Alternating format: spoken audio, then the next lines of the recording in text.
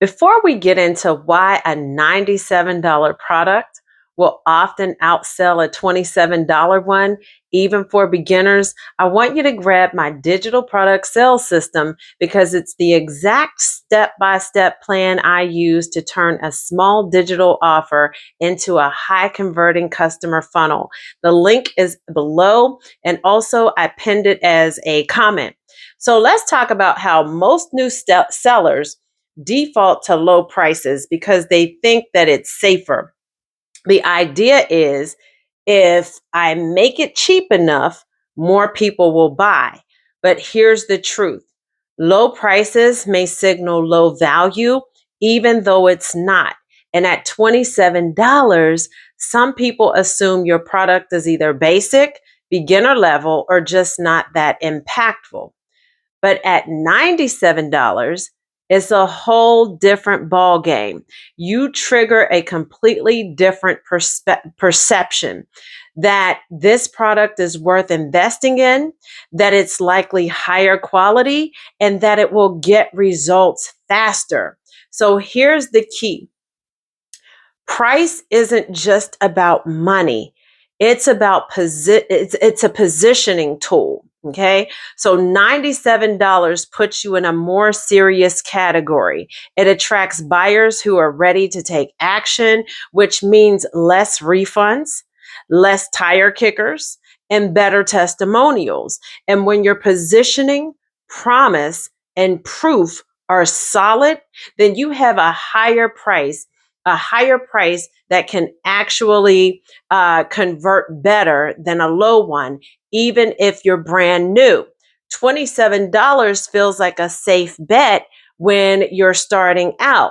So it's low enough to remove pressure, low enough to dodge imposter syndrome, but you tell yourself it's more accessible, that you'll raise the price later, and that once people get a taste of it, they'll want more. But that $27 price tag is doing more damage than you think. So it's not just leaving money on the table, it's sending the wrong message. It positions your offer as something people can ignore. And we don't want anyone ignoring what you have to offer. So it attracts the kind of buyers who hesitate, they want refunds, or they never even open what they bought. So you're not helping more people by pricing low. You're helping them devalue your work before they even experience it. So price sets the frame. It shapes how your offer is perceived before anyone clicks the buy button. So when you price your products or even your services at $27, you're telling people this is small.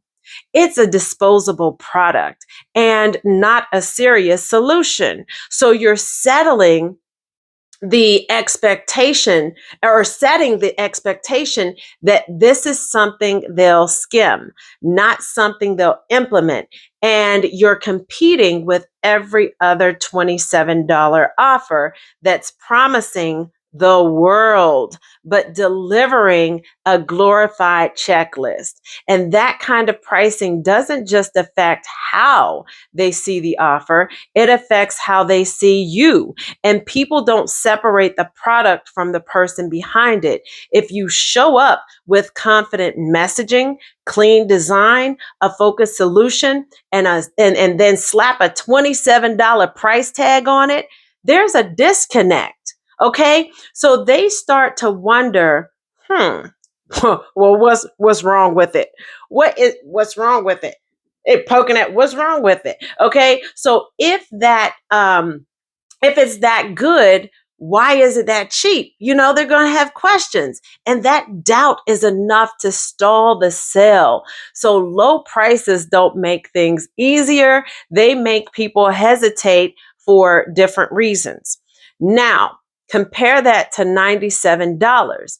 It's not high ticket. It's not luxury, but it signals commitment. It tells the buyer this is something worth paying attention to, something with depth, something with weight. So you've immediately filtered out the freebie hoarders and the impulse buyers looking for a dopamine hit off of a freebie. So you're now talking to people who are ready to act. And that shift alone changes everything about how your product is used and talked about.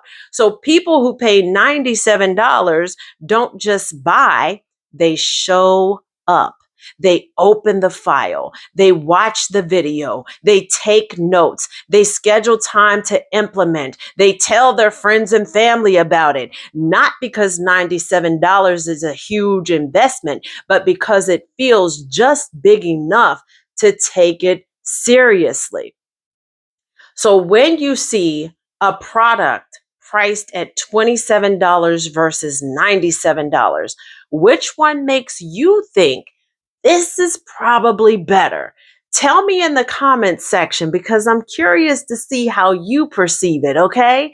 Because at the end of the day, the right price is the one that aligns with your positioning and the value you deliver. So if you set your price based on fear, you'll stay stuck at a fear level profits level.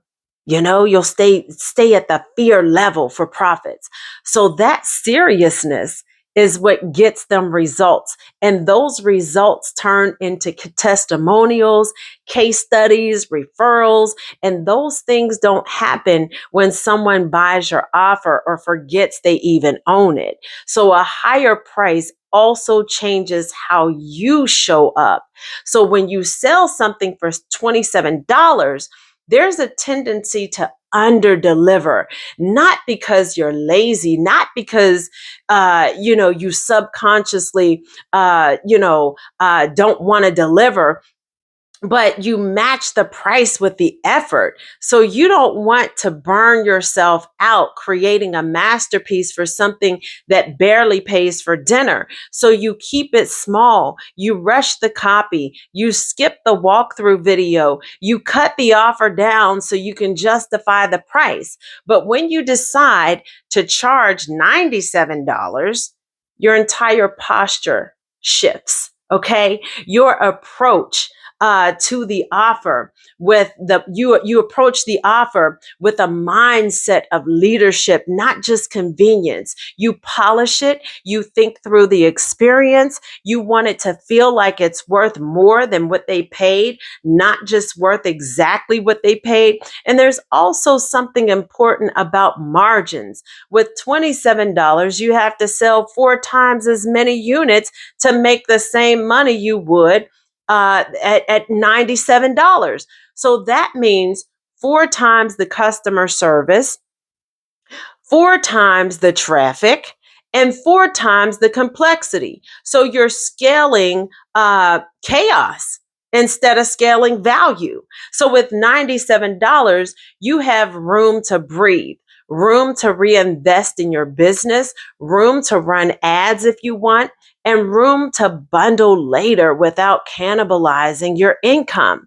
So even if you're brand new, that doesn't mean you have to you have to underprice yourself to quote earn your stripes, right? So no one gets extra credit for grinding through a low ticket phase. So you don't get a medal for building an audience full of bargain hunters and tire kickers that are going to ghost you the moment you raise your prices and your rates anyway. So what you build from day one becomes your business. If you start by setting the expectation that you're the $27 person, it becomes 10 times harder to reposition later, and people will compare your $97 offer to someone else's $27 ebook and wonder why you changed. But if you start at $97, you build authority faster. People assume you know what you're doing, and they treat you like someone with answers, not someone still figuring it out. Okay. So another myth that keeps people pricing low is the fear that no one will buy their $97 product without a long track record or a massive audience. But people don't buy because of your resume. They buy because the offer is clear, the result is specific, the presentation builds trust, and if you can show someone how your offer solves a problem that they're tired of dealing with, they're going to buy. If you can give them one breakthrough they can't find on YouTube or somewhere else, they'll buy. So if you can present that offer in a way that feels clean, confident, and backed by intention, they won't care whether you have 100 followers or 10,000 followers because buyers are savvier than ever now. They've seen every sales tactic. They've downloaded every lead magnet. They've been burned by the $9 template and $17 ebooks that promised to change everything and changed absolutely nothing. But what they want now is clarity. They want direction. They want simplicity. And they'll pay $97 to skip the fluff and get a focused solution delivered by someone who gets it, someone who cares. And that's the offer you want to build, not the one that tries to beat the price of every other creative in your niche, the one that steps outside of the game entirely. And pricing isn't permanent. You're not you're not locking yourself into $97 forever. You're setting a standard. It's a benchmark, something that allows you to raise your prices on your bundles or restructure without having to make giant leaps. But starting at $27 puts you in a hole that you have to climb out of. Starting at $97 gives you options that you can add tiers. You can build down if you want. You can launch higher ticket offers without sounding like you had a personality transplant or something like that. So you gave your brand room to grow instead of keeping it boxed in fear.